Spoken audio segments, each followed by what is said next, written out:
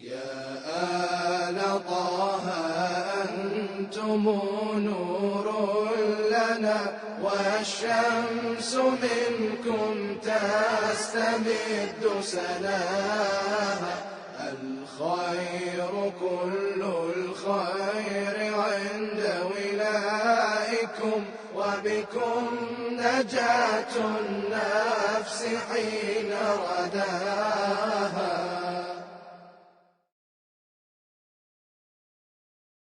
اعوذ باللہ من الشیطان الرجیم بسم اللہ الرحمن الرحیم الحمد للہ رب العالمین اللہم صل علی محمد وآل محمد وعجل فرجہم والعن واہلک اعداءہم۔ محترم ناظرین، حضرت امیر المومنین علی بن ابی طالب علیہ السلام نے اللہ کے پیارے نبی خاتم المرسلین والنبیین حضرت محمد بن عبداللہ صلی اللہ علیہ وآلہ وسلم کی وصیت، جو یا علی کہہ کر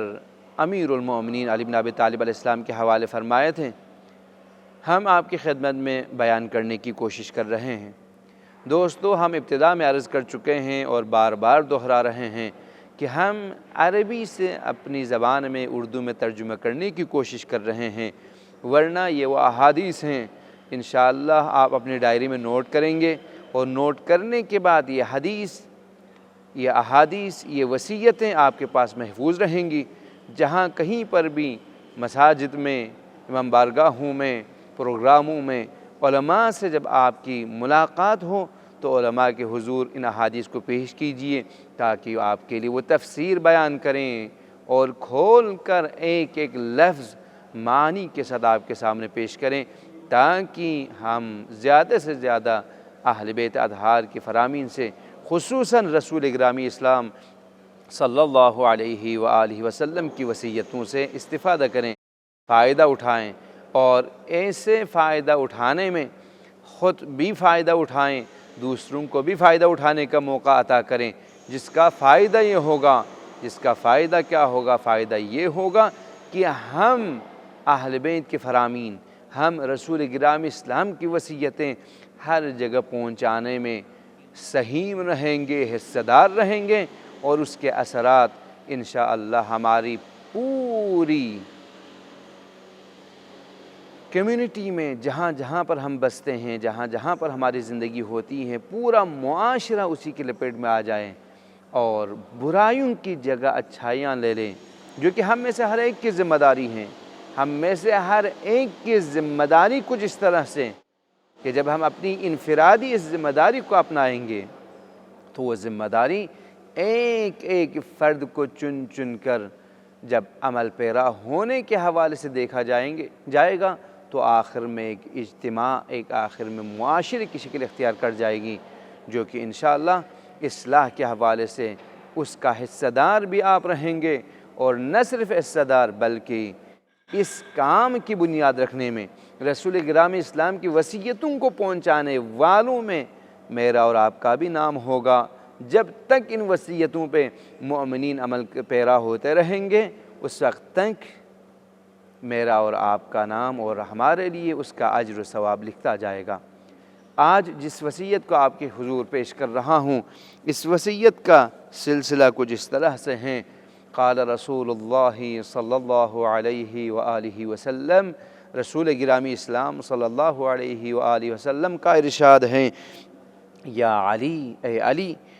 ان الہدی هو اتباع امر اللہ دون الہوى والرأی۔ علی،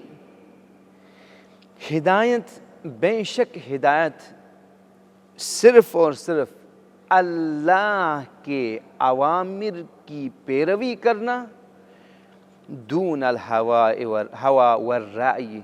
اپنے نفس اور اپنے نظریے کو شامل کیے بغیر،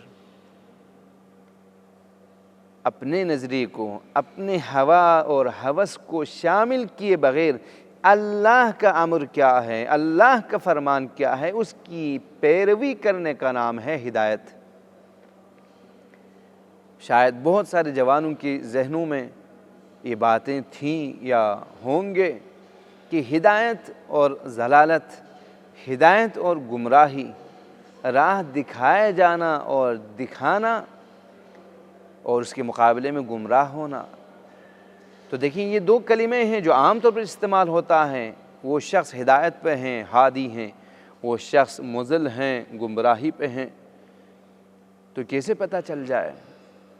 آسان نسخہ رسول گرامی اسلام کی اس وصیت کے اندر علی بن ابی طالب علیہ السلام سے مخاطب ہو کر ارشاد ہو رہا ہے، یا علی ان الہدا، علی بے شک ہدایت اگر ہے تو یہ ہے کہ اتباع امر اللہ دون الہوى والرأی، انسان اپنے تخیلات، اپنی نظریات، اپنے افکار، اپنے تجزیہ اور تحلیل، اپنے تبصرے اللہ کے احکام میں شامل نہ کرے۔ اللہ کا فرمان ہے یا نہیں اس کے بارے میں پہلے علم حاصل کرنا ہوگا، پھر جب یقین کی منزل پر پہنچ جائے، اجتہاد کے ذریعے سے یا تقلید کے ذریعے سے، ہر راستہ تقلید ہو یا اجتہاد علمی راستہ ہے،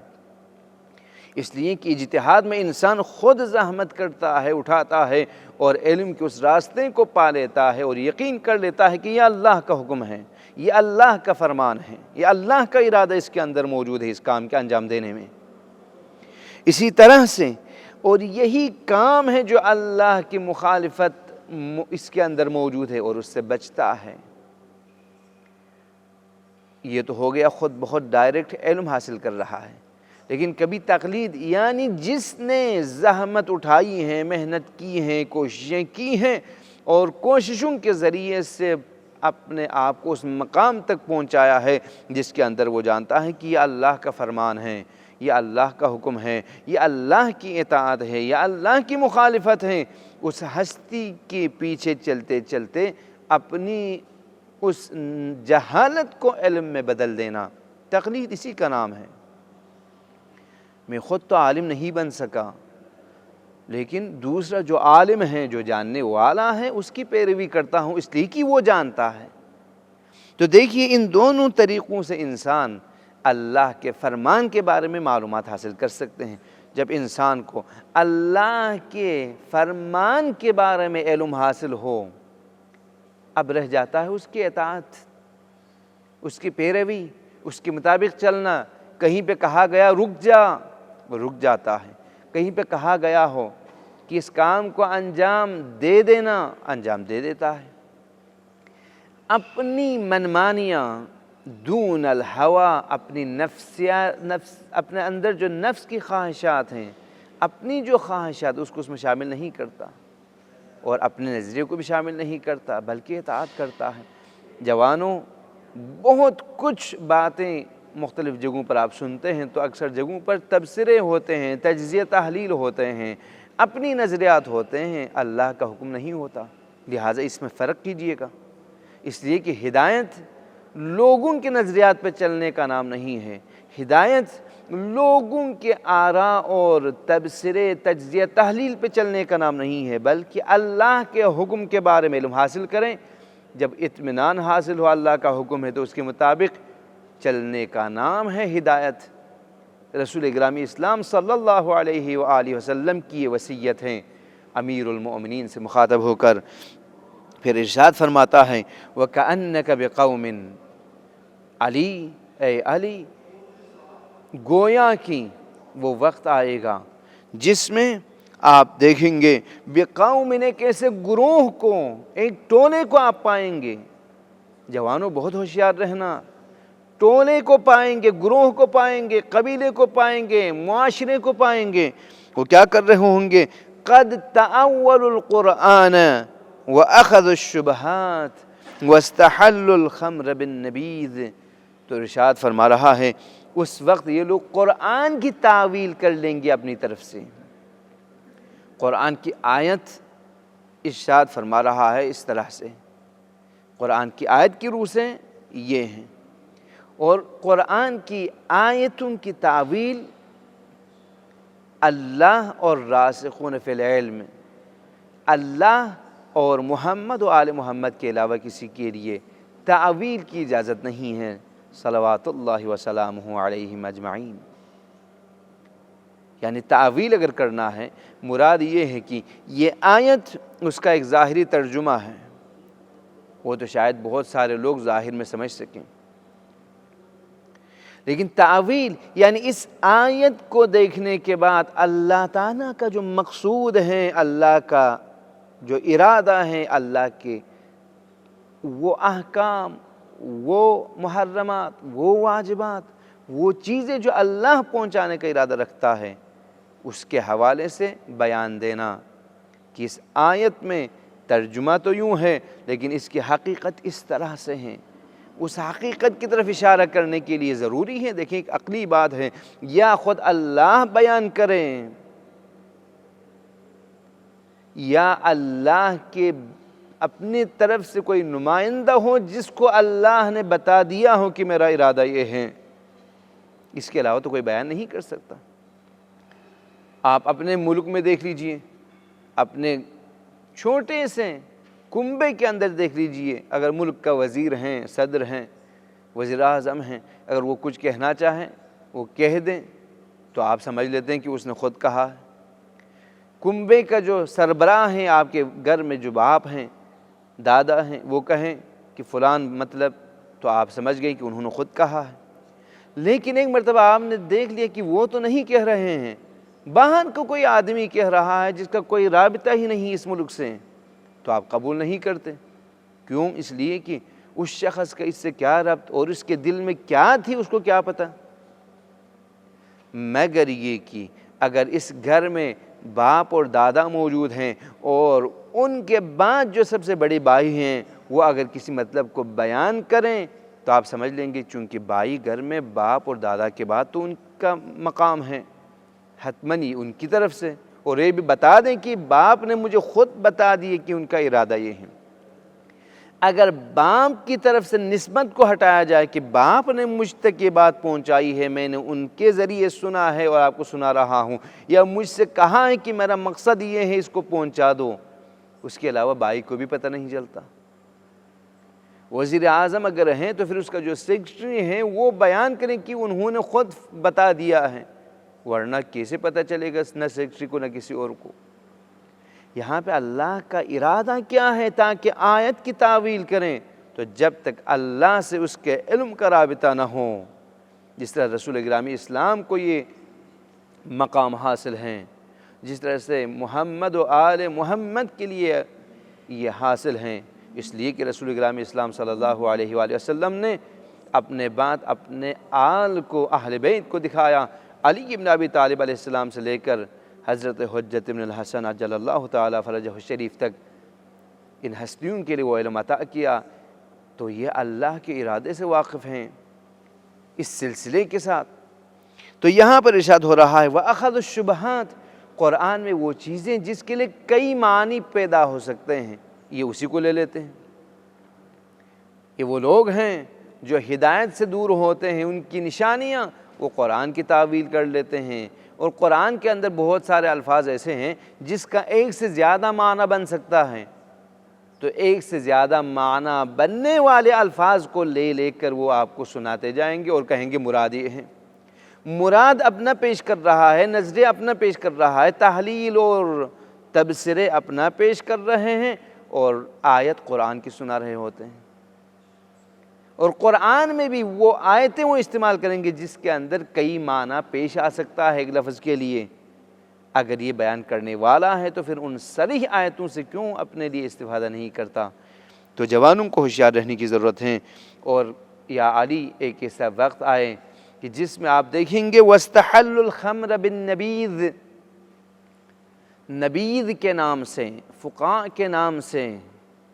وہ شراب کو حلال قرار دے رہے ہوں گے۔ شراب جو کہ حرام ہیں، محرمات میں سے ہیں، نجاستوں میں سے ایک نجاست ہیں، جو انسان کو اس حالت میں لے آتا ہے جس کا نام مستی ہے، مست کرنے والی چیزیں۔ اب یہ انسان اس وقت اس لعنت سے اپنے آپ کو بچائیں جو انسان کو مست کر دیتا ہے، تو کہتے ہیں کہ وہ سب کے سامنے واضح طور پر تو استعمال نہیں کرتا،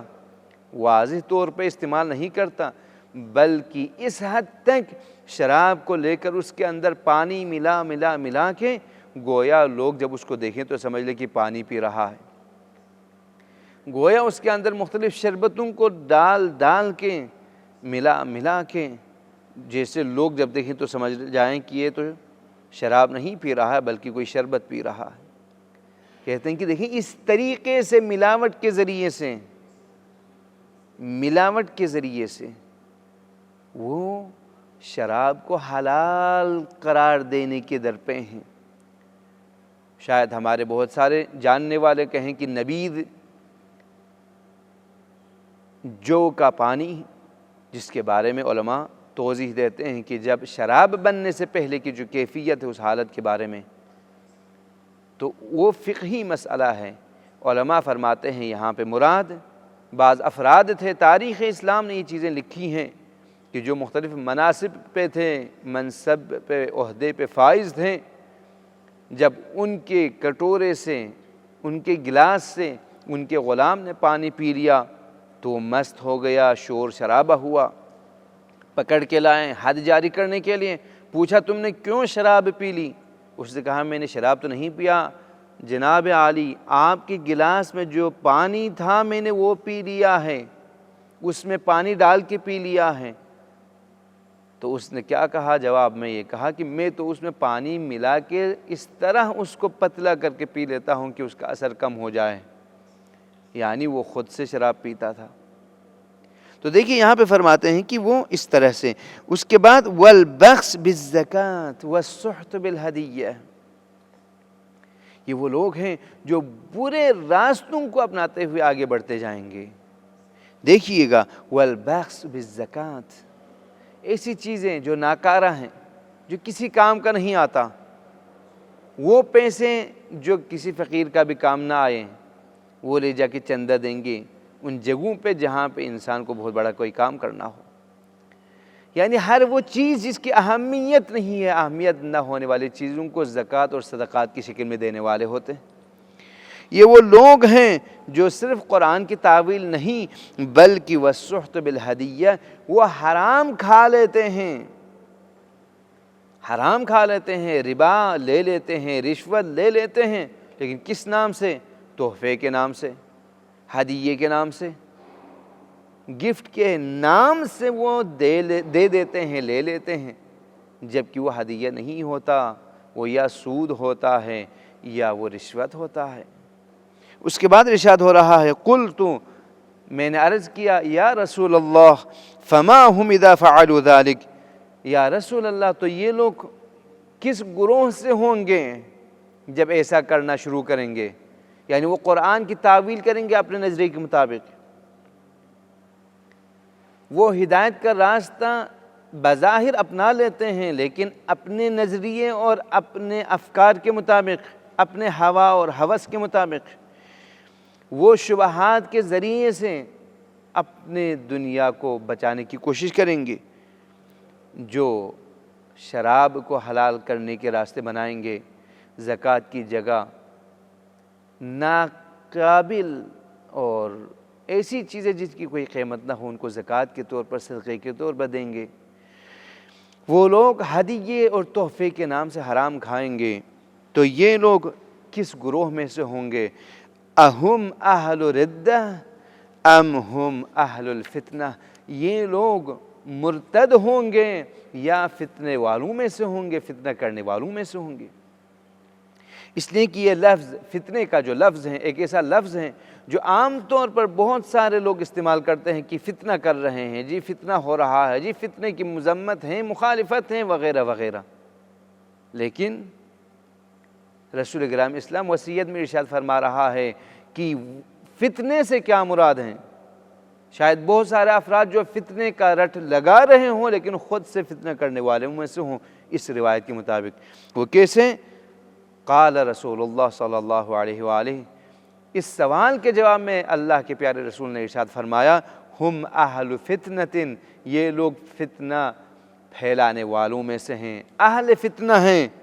یعمہون فیہا الی ان یدرکہم العدل، یہاں تک وہ لوگ اسی فتنے میں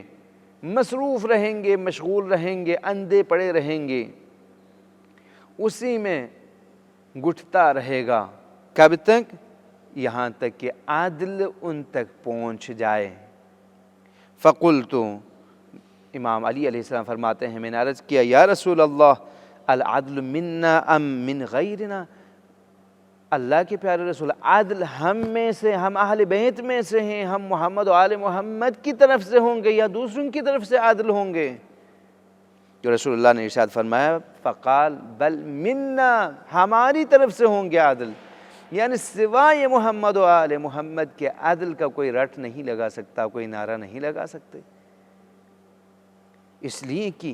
جو کچھ عدل کے نام سے ہوگا، یا تو امام زمانہ کی ظہور کے بارے میں ارشاد ہو رہا ہے، یا تو آل محمد کے معصومین اور ہستیوں کے اندر جو کچھ موجود ہیں ان کی طرف سے عدل کے بارے میں گفتگو ہو سکتی ہیں۔ اس کے بعد فرمایا بنا یفتح اللہ وبنا یختم وبنا الف اللہ بین القلوب بعد الشرک، اللہ ہے جو ہمارے ذریعے سے ہر چیز کو کھول لیتا ہے، رحمتوں کے دروازے، وہ اللہ ہے جو ہمارے ذریعے سے ہر چیز کا اختتام کر لیتا ہے، اور ہمارے ذریعے سے شرک کے بعد دلوں کے درمیان الفت پیدا کی گئی، اور ہماری طرف سے فتنوں کے بعد وَبِنَا يُؤَلِّفُ اللَّهُ بَيْنَ الْقُلُوبِ بَعْدَ الْفِتْنَةِ، اور ہم محمد و آل محمد کے ذریعے ہی اللہ تعالیٰ فتنوں کے بعد دلوں کو آپس میں ملائیں گے اور دلوں میں محبت پیدا ہونے کا موقع فراہم کرے گا اگر ہم چلیں۔ تو امیر المومنین فقلت، ارشاد فرمایا الحمدللہ علی ما وہب لنا، اللہ کے لیے تمام تعریفیں اور شکر جس نے ہم محمد و آل محمد کے لیے یہ چیز عطا فرمائی کہ ہم ہی ہر چیز کا سرچشمہ بنے جو اللہ کی طرف سے ہو، اور ہمارے مقابلے میں جو بھی آئیں وہ برائیوں اور شیطنتوں کا محور بن جائے۔ اللہ کے حضور دعا ہے کہ پروردگار اس وصیت پر عمل پیرا ہو کر ہمیں اپنے عقیدے کی حفاظت، اصول دین کی حفاظت اور اصلاح، اور اپنے اعمال میں نظر ثانی کرتے ہوئے، اصلاح کرتے ہوئے تیرے مطیع اور اطاعت گزار بننے کی توفیق عطا فرما۔ والسلام علیکم ورحمۃ اللہ وبرکاتہ۔